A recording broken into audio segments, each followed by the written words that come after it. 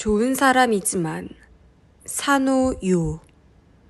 오전 8시가 안 되어서 병원에 도착했다. 검사는 8시 반에 시작한다. 조금 빨리 왔나? 나는 그렇게 생각하며 창구 앞에 놓인 의자에 앉았다. 병원에 온 것은 간장 기능과 혈당치를 체크하기 위해서이다. 나는 1년에 2번 이 검사를 받고 있다. 검사가 시작되는 시각에 딱 맞춰 집을 나오면 전차가 너무 붐비기 때문에 일찌감치 서둘렀던 것이다. 검사실 창구에 카드가 놓여 있었다. 온 순서대로 그것을 하나씩 빼어가는 모양이었다. 나는 19번이었다. 30분 이상 빨리 왔는데도 벌써 18명이 나보다 먼저 온 것이다. 대충 둘러보니 정말 그 정도의 사람들이 지루한 듯 의자에 앉아 있다. 나보다 나이 든 사람이 많은 것 같다. 나는 가방에서 책을 꺼내 읽기 시작했다. 10분 정도 지났을까? 70 정도 되어 보이는 할머니가 내 옆에 앉았다. 그러자 바로 뒷자리에서 아유, 안녕하세요. 또 만났네요. 하는 여자 목소리가 들렸다. 목소리로 짐작컨대 역시 일은 전후일 것이다. 아니, 언제 왔어요? 내 옆자리에 앉았던 할머니는 얼른 일어서서 뒤쪽 자리로 옮겼다. 서로 아는 사이인가 보다. 할머니가 자리를 옮김과 동시에 두 사람의 수다가 시작됐다. 처음에는 서로의 건강에 대한 이야기였다가 이윽고 주위 사람들 이야기로. 나는 책을 덮었다. 뒤쪽에서 들려오는 이야기가 신경이 쓰여 독서에 집중할 수 없었던 것이다. 이번에는 자신들의 며느리를 화제로 삼아 이야기하기 시작했다. 젊기 때문에 신경 쓰질 못하는 부분이 많다. 사고방식도 다르니까 등등 번갈아가며 이야기하고 있다. 그 사이에 재미있는 사실을 발견했다. 두 할머니 모두 며느리의 험담을 늘어놓기 전에 나쁜 애는 아닌데 라든지 애는 착해요. 그런데 라는 말을 앞에 꼭 붙이는 것이다. 이건 대체 무슨 심리일까? 어쨌든 자기 집안 사람이기 때문에 험담을 하는 경우에도 일종의 거칠애가 필요한 것일까? 아니면 며느리의 착한 점을 인정하고 있다 라고 표명하는 것으로 험담을 하는 꺼림칙함을 경감시키려는 심리일까? 나는 눈을 감고 이 말들의 변화를 여러모로 생각하고 있었다. 자, 먼저 후나야마가 맥주병을 들고 내게 먼저 권했다. 죄송합니다, 제가. 나는 당황하여 후나야마가 들고 있는 병을 잡으려 했다.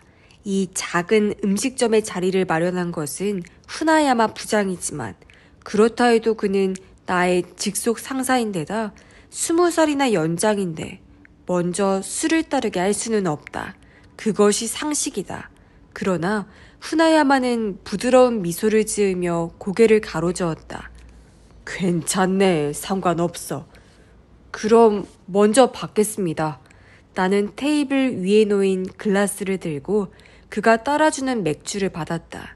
그리고 다시 글라스를 테이블 위에 놓고 다른 맥주병을 잡으려 했는데 후나야마는 이미 자신의 글라스에 맥주를 따르고 있었다. 그때는 어땠더라? 나는 맥주를 마시며 기억을 더듬었다. 후나야마가 나를 이곳에 데리고 온 것이 2번째이다. 1달 전쯤 그는 내게 미야케 마리에와 사귀어보지 않겠나? 라고 말을 꺼냈었다. 그때 후나야마가 내게 먼저 맥주를 따라주었는지 기억이 명확치 않다. 그렇다면 그가 그렇게 하지 않았다는 사실을 나타내고 있는 것이 아닐까? 만약 부장인 후나야마가 그런 태도를 취했다면 내게 강한 인상을 주었을 테고 따라서 내 기억에도 또렷이 남아있을 것이기 때문이다. 그렇다면 오늘 그가 내게 할 말이라는 것은 그가 입을 쉽게 뗄 수 없는 내용일지도 모른다.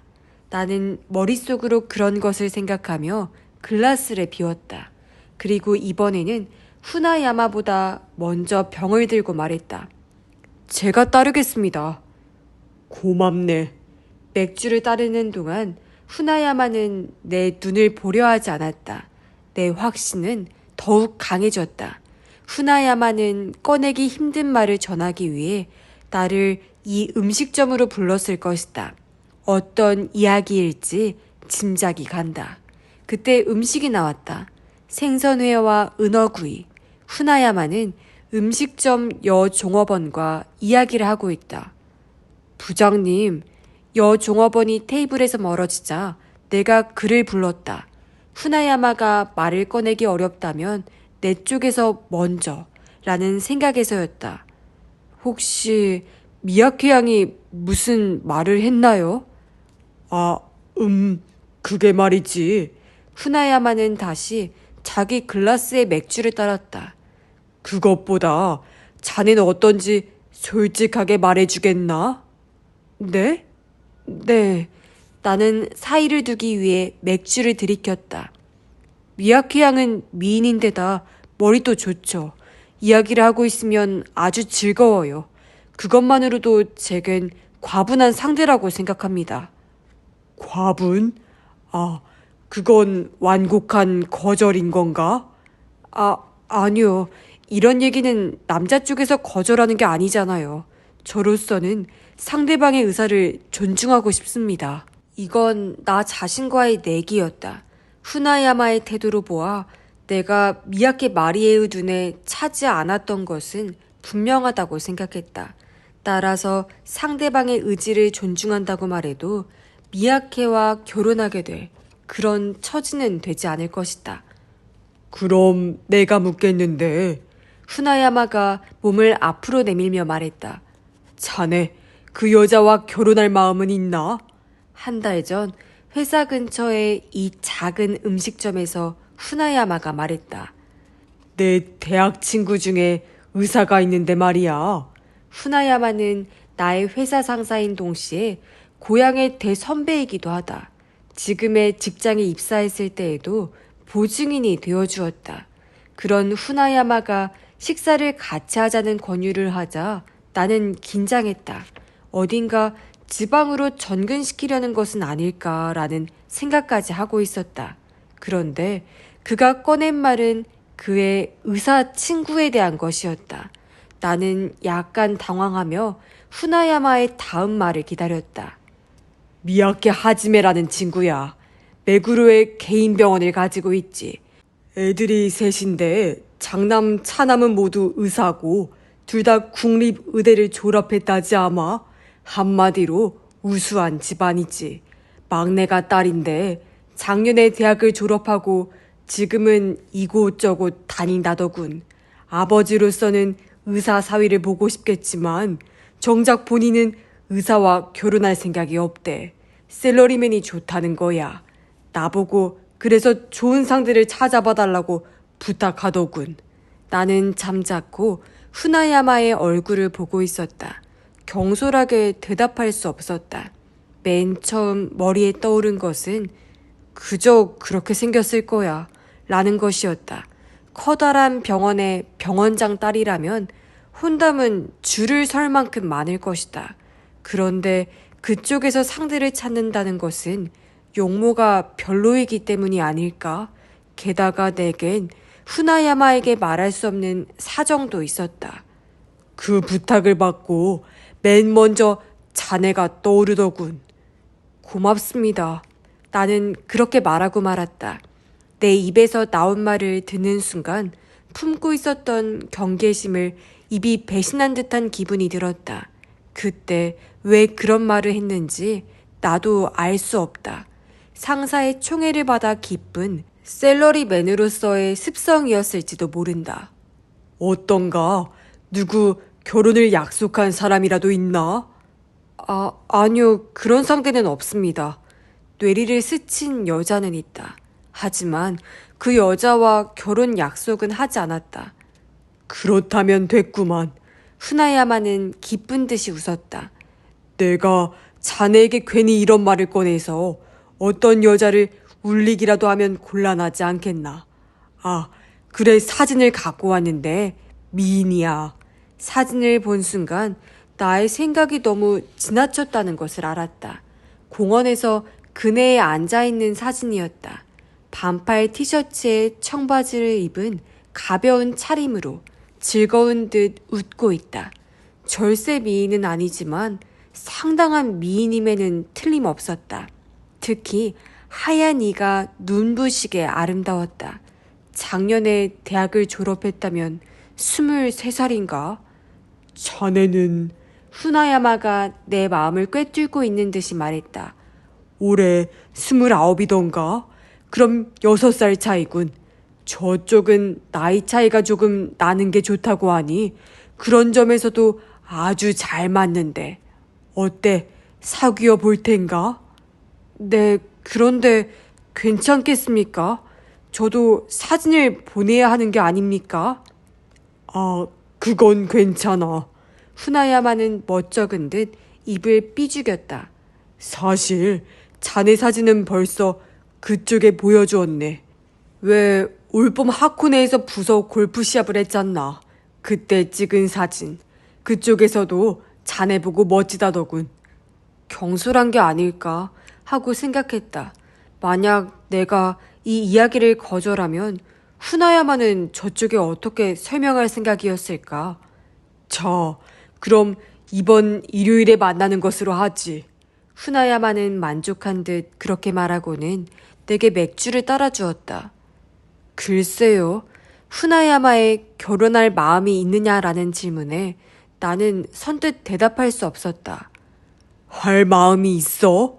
다시 날아오는 후나야마의 질문에 나는 조심스레 말했다. 아까도 말씀드렸듯이 마리에 양에게 불만은 없습니다. 다만 결혼 생활이 평탄할지 어떨지. 후나야마는 팔짱을 끼고 천장을 보았다. 부장님, 솔직히 말씀해 주십시오. 저쪽에서 거절한 거죠? 그렇다네. 후나야마는 크게 한숨을 내쉬었다. 어제 마리에가 우리 집에 찾아왔어. 네? 부장님 댁에요? 왜 그래? 왜 그렇게 놀라는 거야? 후나야마는 의아한 듯 내 얼굴을 보았다. 아니요, 뭐 달리 놀란 건 없습니다. 다만, 아니, 그래서 무슨 말을... 나는 아까부터 신경 쓰였던 것을 물어보았다. 요점을 말하자면 자네 사람이 너무 좋다는 거야. 그런 식으로 말했나요? 그래. 후나야마의 어투가 갑자기 변했다. 마리에가 의사와 결혼하길 싫어한다는 것은 나를 통해 들었겠지만 본인이 직접 그 이유를 이야기했나? 아니요. 나는 고개를 가로저었다. 제가 한번 물어보긴 했지만 나중에 이야기하겠다며.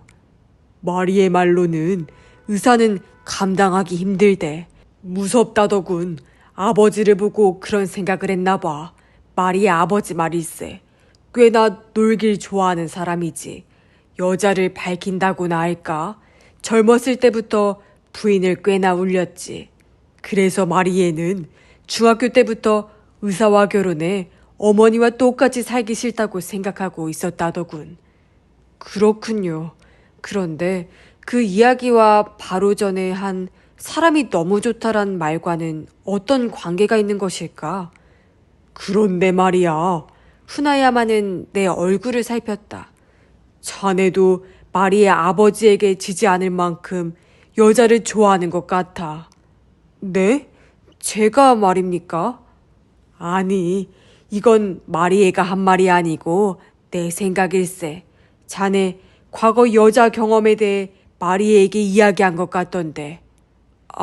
아니요, 그건. 나는 당황하며 부정했다.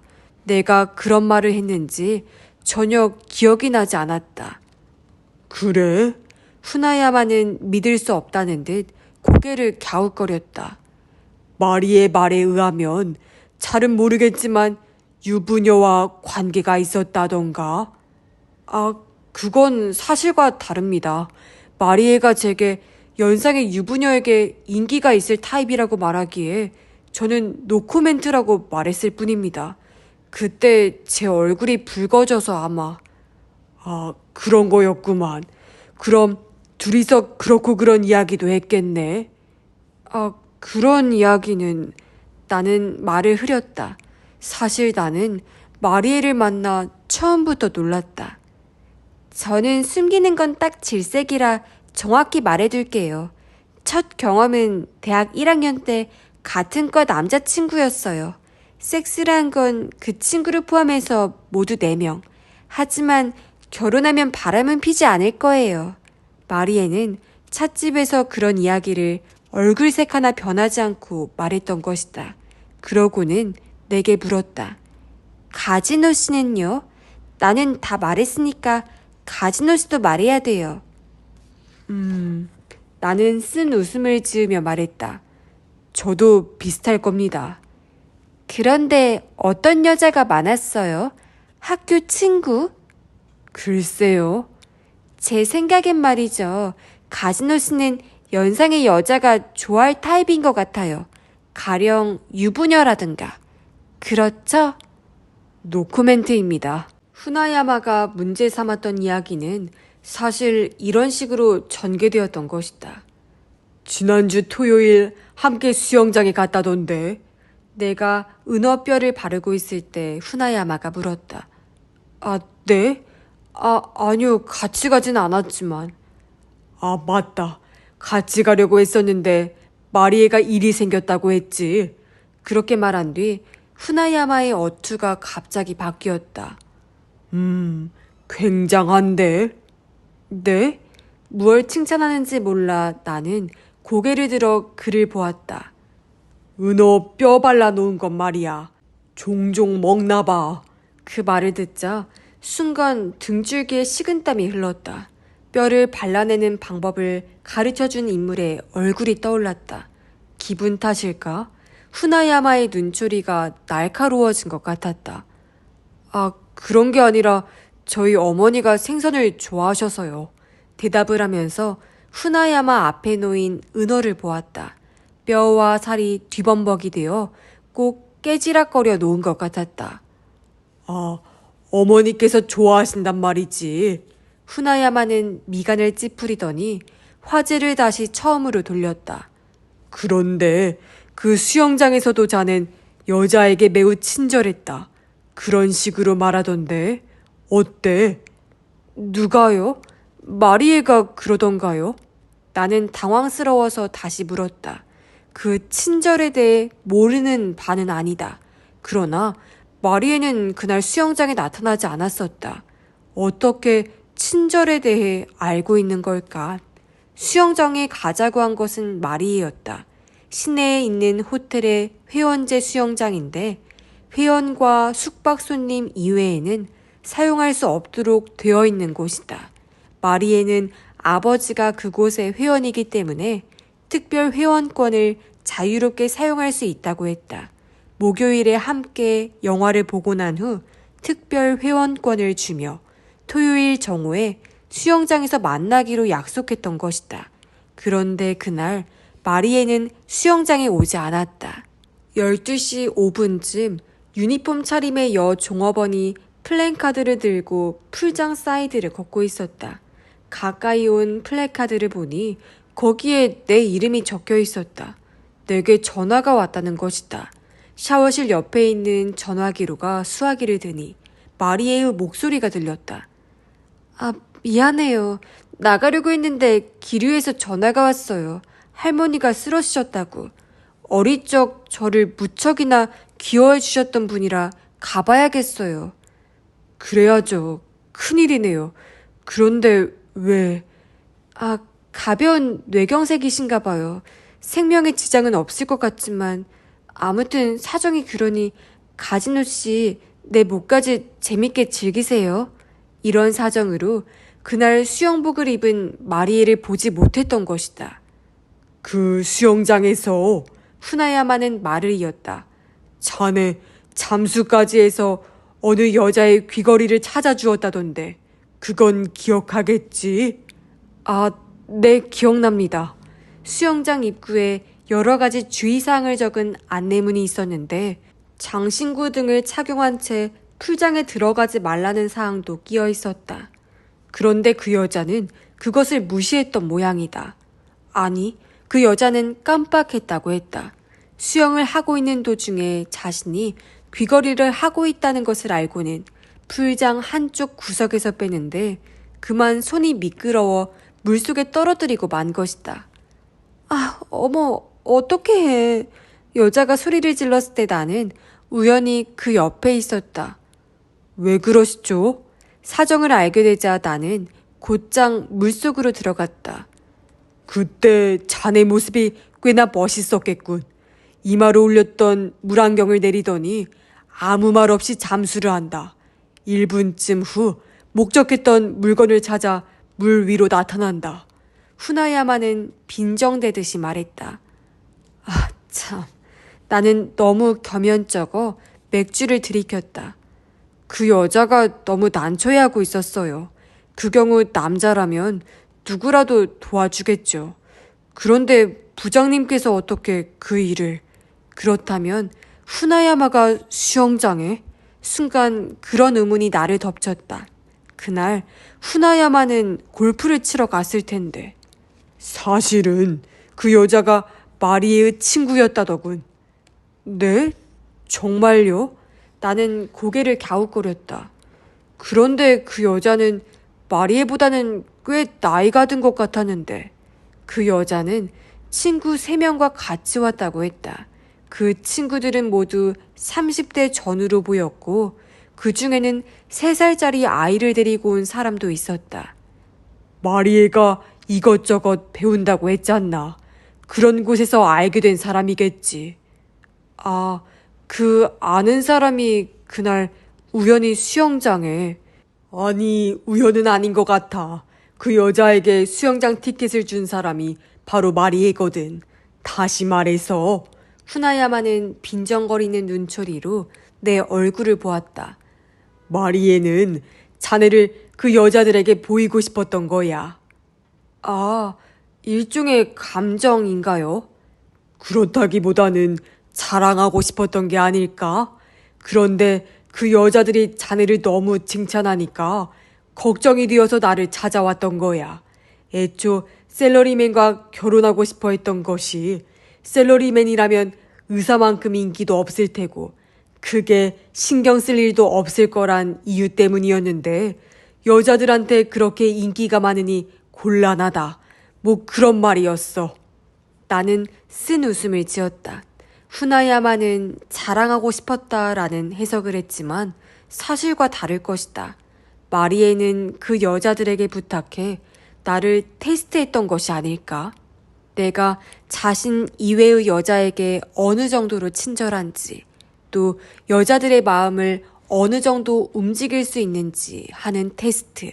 게다가 귀걸이를 떨어뜨렸던 여자는 내 이름과 직장, 전화번호까지 물어보았는데 그건 역시 여자를 대하는 태도에 테스트라는 의미가 있었던 것일지도 모른다. 그 테스트에서 나는 탈락되었다. 그 여자가 물어보는 대로 회사 전화번호까지 대답해 버렸던 것이다. 후나야마와 은어구이를 먹은 날로부터 10일쯤 지난 저녁 무렵 나는 마리에와 만났다. 퇴근 시간에 맞춰 마리에가 회사 앞으로 찾아와 하고 싶은 이야기가 있다고 하기에 선약해 놓은 회식에 빠졌다. 그 회식은 입사 동기생들과 오래전부터 약속을 해 놓았던 것이지만 나는 마리에를 만나는 쪽을 택했다. 마리에와의 관계가 그런 식, 즉 후나야마를 사이에 두고 이야기를 전달받는 식으로 끝나는 것이 왠지 마음에 걸렸기 때문이다. 후나야마로부터 이야기를 들은 직후에는 저쪽에서 먼저 거절해주는 것을 잘된 일이라고 생각했는데 시간이 지나자 몇 가지 의문이 내 머리에서 떠나질 않았던 것이다. 마리에가 후나야마에게 그렇게 말한 배후에는 뭔가 뒷사정이 있는 게 아닐까? 그렇게 생각하고 있었기에 나는 회식보다 마리에를 만나기로 했던 것이다. 우리는 회사 앞에서 만나 근처 건물의 옥상에 있는 비어 가든으로 갔다. 아직 해가 남아있어서인지 손님이 많지 않아 편한 자리를 고를 수 있었다. 나는 특설 무대에서 가장 멀리 떨어진 테이블로 마리에를 안내했다. 무대에서 가까운 곳은 밴드 연주라도 시작되면 차분히 이야기할 수 없을 것이기에 마리에는 커다란 꽃무늬가 프린트된 소매 없는 원피스를 입고 있었다. 마리에가 나와 데이트할 때 민소매를 입은 것은 처음이었다. 양팔이 하얗게 드러나고 너무 탄력적이라 눈이 부셨다. 맨 처음 후나야마로부터 이야기를 듣고 시작된 마리에와의 교제 기간 동안 나는 입맞춤 한번 하지 않았다. 그건 내게 있어 드문 일이었다. 그 이유 중 하나는 상대가 병원장의 따님, 소위 공주님이라는 의식을 하고 있었기 때문일지도 모른다. 또한 그 이유가 내게도 약간 있었지만 그런 이유 이전에 내 욕망을 자극할 만한 것이 마리에에겐 없었던 것 같다. 미인인데다 머리도 좋고 이야기를 나누기 즐거운 상대임에는 틀림없지만 남성으로서의 나를 흔들 수 있는 것이 없었다. 처음 만났을 때 마리에는 성 경험이 아주 풍부한 것처럼 이야기했지만 과장이 섞인 것이 아닐까? 그래서 나는 마리에와 함께 수영장에 가는 것에 큰 기대를 갖고 있었던 것이다. 수영복 차림을 보면 인상이 다르게 와닿지는 않을까 하는 그런 기대. 그런데 마리에는 수영장에 나타나지 않았다. 그 마리에가 민소매 원피스를 입고 나타났다. 그리고 육감적인 두 팔을 보니 나의 내부에서 동요가 일었다. 참 얄궂은 일이군 하고 생각했다. 마리에와의 관계를 매듭짓고 난 마당에 미처 깨닫지 못했던 일면을 알게 된 것이다. 오늘 밤 마리에를 호텔로 데려가 볼까? 내 머릿속은 여러 가지 생각들로 복잡해졌다. 이런 경우 여자는 남자의 마음을 눈치채지 못하는 걸까? 아니면 느끼고 있으면서도 모르는 척 하고 있는 걸까? 마리에는 맥주와 안주가 나오자 평소와 같은 어투로 내게 물었다. 가지노 씨는 어느 신문을 보세요? 마이니치인데 왜요? 그럼 받겠네요. 미도리 씨에 대한 기사요. 미도리 씨라뇨? 시침이 떼지 마세요. 마리에는 양 미간을 찌푸리며 나를 노려보았다. 기타하라 미도리 말이에요. 그 여자 어제 살해당했어요. 잠깐만요. 기타하라 미도리가 누군지 난 알지 못하는데. 세상에, 가지노 씨가 수영장에서 귀걸이를 찾아준 여자잖아요. 아, 그 여자가 기타하라 미도리 씨군요. 그런데 그 여자가 살해됐다고요? 네, 그래요. 그게 신문에 났어요. 오늘 아침 마이니치예요. 마리에는 핸드백을 열어 신문에서 오린 기사를 보여주었다. 아직 해가 남아있어서 기사를 읽을 수 있었다. 어젯밤 세타가야 군의 맨션에 사는 주부 기타하라 미도리 32살이 칼에 찔려 숨져있는 것을 퇴근한 남편이 발견, 경찰에 신고했다는 기사였다. 아, 세상에. 나는 양팔을 문질렀다. 기사를 읽는 순간 소름이 끼쳤던 것이다. 지금까지 살인사건 기사를 본 적은 있지만 내가 조금이라도 알고 있는 사람이 살해당한 것은 처음이었다. 소름이 끼친 건 아마 그 때문인 듯 했다. 정말 몰랐어요? 맥주잔을 들며 마리에가 물었다. 아, 네. 그때 이름도 묻지 않았고요. 하지만 미도리 씨에게 회사 전화번호를 가르쳐줬잖아요. 전화를 걸었을 것 같은데. 마리에는 어느새 선글라스를 끼고 있었다.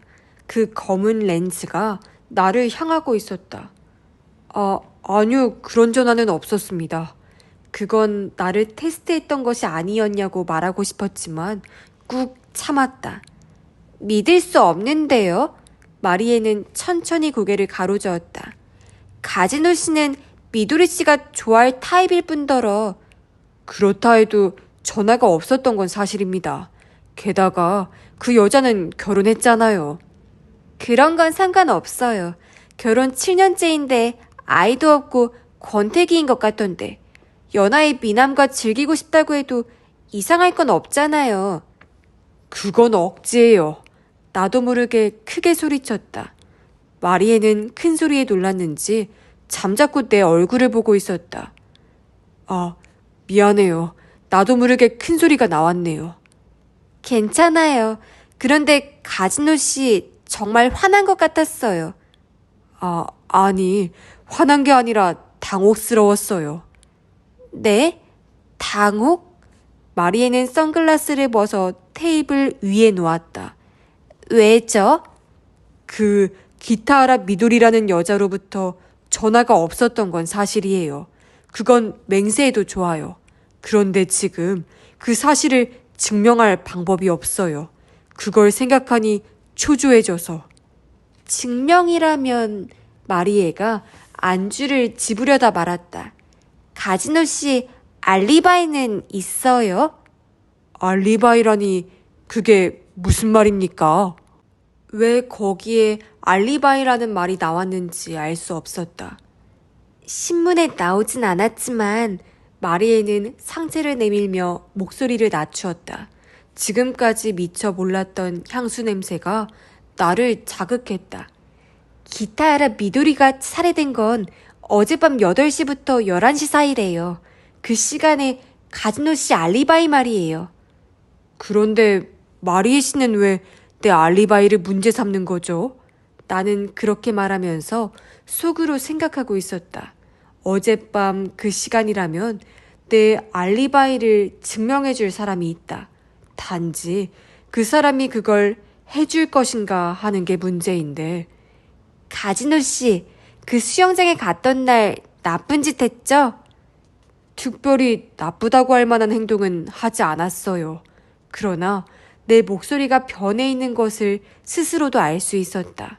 나쁘다라고까진 말할 수 없을 테지만 나는 그날 다른 사람에게 말할 수 없는 일을 했던 것이다. 그래요? 내가 수영장에 갈 수 없다고 전화한 게 12시경이었고 1시간 반쯤 뒤에 가진호 씨는 수영장에서 나왔어요. 그렇죠? 정확한 시간을 기억할 수 없지만 그랬을지도 모르죠. 혼자서 수영하는 게 재미없어서 그냥 일찍 나왔으니까요. 나는 그렇게 대답할 수밖에 없었다. 그렇다기보다는 좀 더 재미있는 것을 하고 싶었을 테죠. 아니에요? 나는 잔을 비우고 종업원을 불러 한 잔 더 주문했다. 마리에의 질문에 대한 답을 생각하기 위해서. 손님은 어떻게 하시겠습니까? 종업원의 말에 마리에는 고개를 가로저었다. 마리에의 잔에는 맥주가 아직 반 정도 남아 있었다. 수영장에서 나온 가진호 씨는 그대로 프런트로 가서 키를 받고 로비 옆에 있는 커피숍으로 갔어요. 그렇죠? 잠깐 빌릴게요. 나는 테이블 위에 있던 마리에의 선글라스를 집어들었다. 갑자기 세계가 어두워졌다. 주위를 제대로 판별할 수 없을 만큼. 그 커피숍에 선글라스를 낀 여자가 나타났고 어디 틀린 데라도 있나요? 그 질문에 답해야 할 의무는 없다고 생각합니다. 마리에 씨와 나와는 현재 그저 단순히 아는 사이일 뿐이니까요. 그럴지도 모르겠네요. 하지만 지금 말한 건 기타하라 미도리에게서 들은 거예요. 다시 말해 그 여자는 당신의 비밀을 알고 있다는 거겠죠? 그렇다면 가진호 씨 당신에겐 그 여자를 살해할 만한 동기가 있다. 뭐 그렇게 되는 거 아니겠어요? 말이 끝나자마자 마리에는 내 얼굴에 손을 뻗어 선글라스를 벗겼다. 다시 세상이 밝아지고 마리에의 입술이 떨리는 것이 눈에 들어왔다. 나원, 가령 그게 내 비밀이었다고 해도 그 비밀을 그 여자가 알고 있었다는 사실을 난 전혀 몰라요. 그것만은 믿어줘요. 이러다간 끝이 없겠네요. 그런데 내가 믿는다 해도 경찰이 믿어줄지. 경찰? 지금 이 이야기를 경찰한테 했다는 겁니까? 마리에는 어깨를 들썩했다.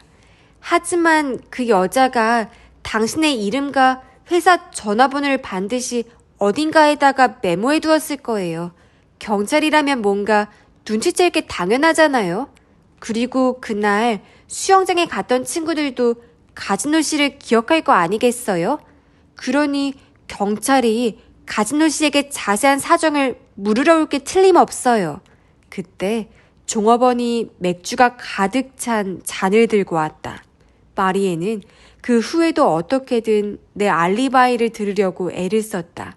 하지만 나는 노코멘트로 일관한 뒤 마리에와 헤어졌다.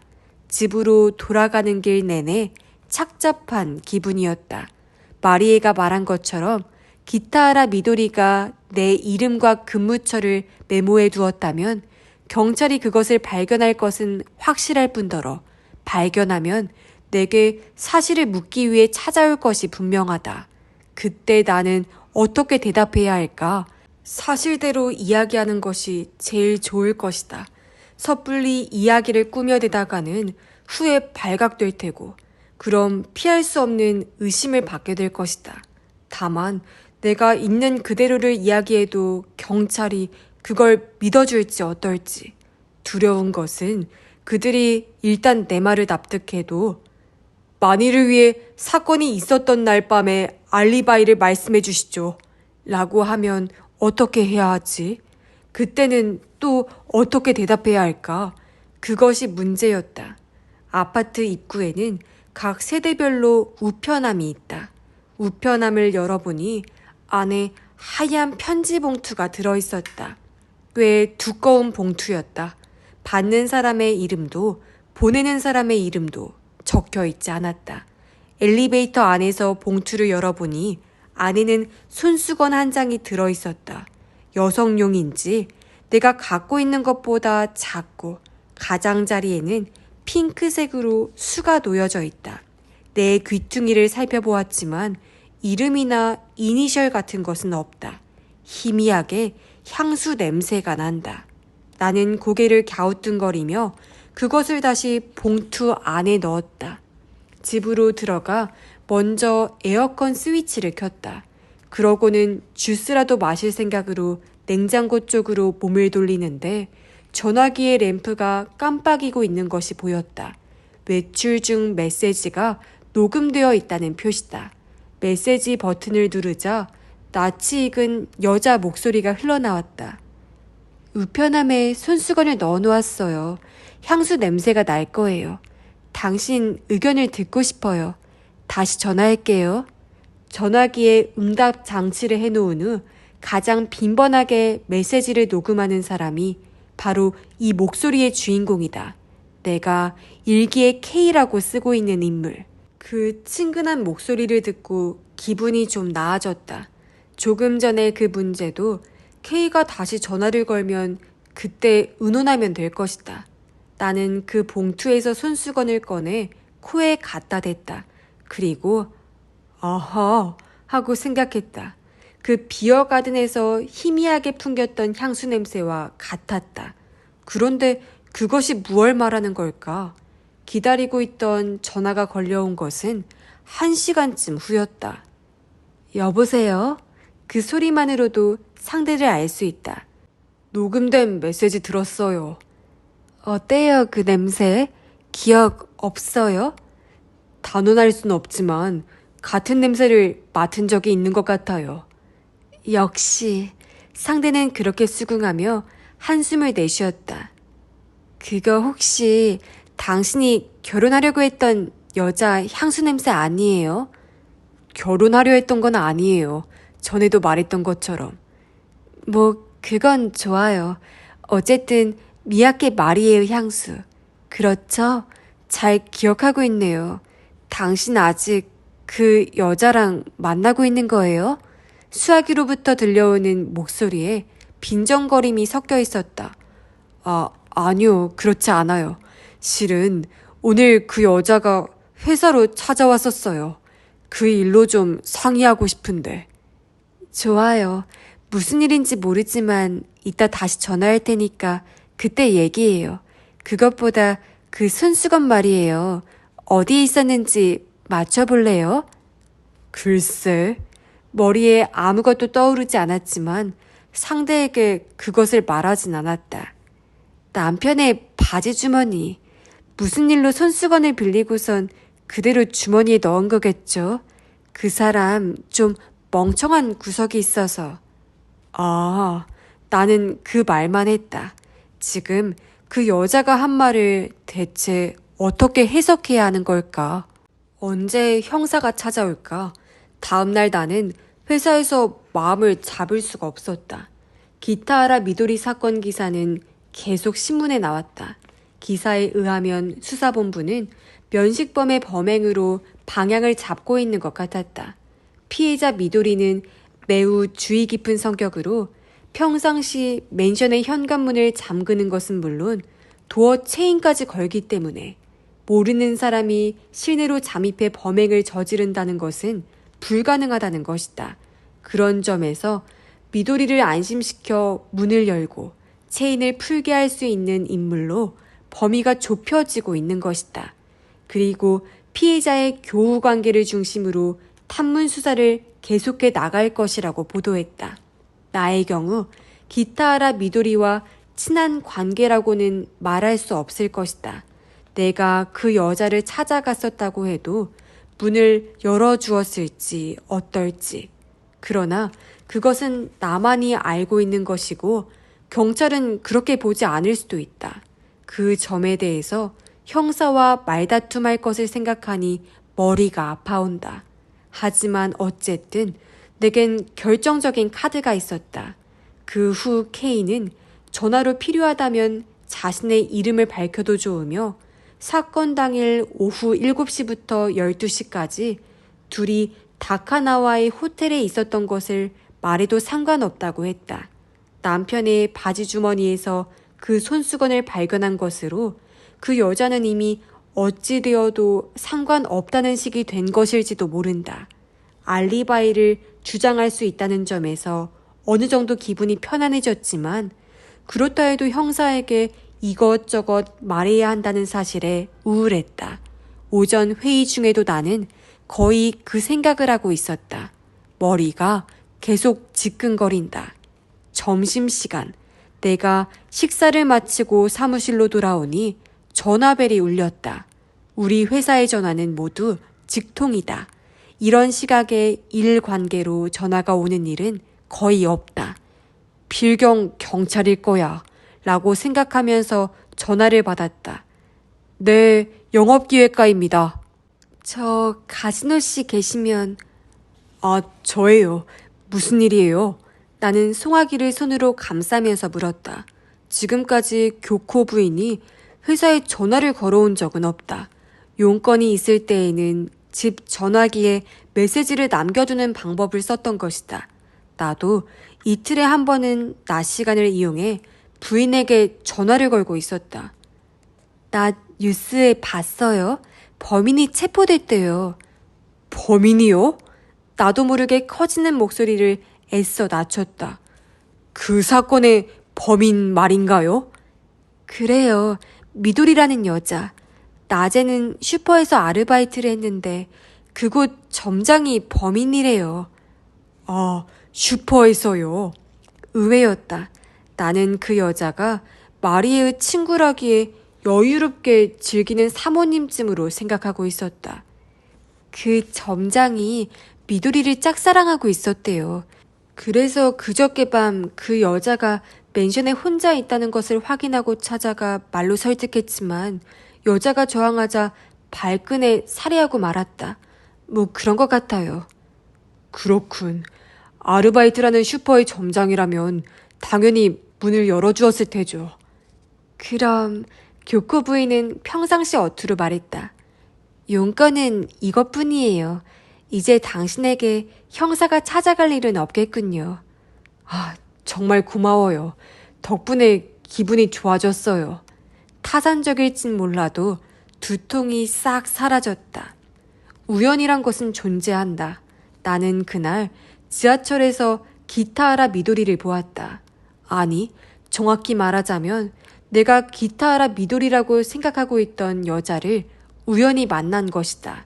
지하철에 올라타 손잡이를 잡은 곳 바로 앞좌석에 앉아있던 여자가 어머, 가진호 씨 라고 말을 걸어왔다. 순간 나는 아무 말도 할 수 없었다. 눈 앞에 있는 여자는 틀림없이 그 귀걸이의 주인이었다. 내가 풀장에서 찾아준 귀걸이가 귀에서 반짝거리고 있었다. 만약 한밤중이고 주위에 사람이 없었다면 나는 비명을 질렀을 것이다. 당신 죽지 않았나요? 이런 멍청한 질문을 하지 않고 서 있을 수 있었던 것은 주위의 승객들 덕분이다. 아, 잊으셨어요? 수영장에서 신세를 졌던 사카시타예요. 아, 성함이 사카시타 씨였나요? 결국 내가 속은 거군. 속았다니요? 아, 아가씨에게서 말인가요? 사카시타가 웃었다. 아가씨? 그럼 사카시타 씨는? 아, 전 간호사예요. 미야케 병원에. 그날 아가씨가 수영장에 데려가 주셔서. 하지만 마리에는 병문안 때문에 기류에 간다고. 아, 거짓말이었어요. 아가씨는 계속 호텔 로비에 계셨는데요. 2시간 후에 우리와 합류했죠. 아, 그랬군요. 나는 입술을 깨물었다.